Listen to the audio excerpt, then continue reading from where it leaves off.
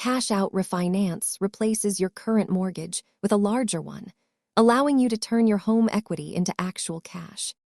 Equity is the portion of your home that you truly own, calculated as the market value minus your remaining mortgage balance.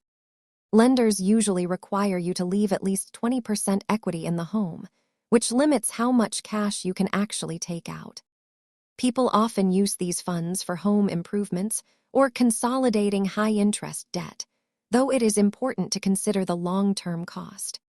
Unlike a home equity line of credit, a cash-out refinance replaces your entire existing mortgage, which may change your interest rate.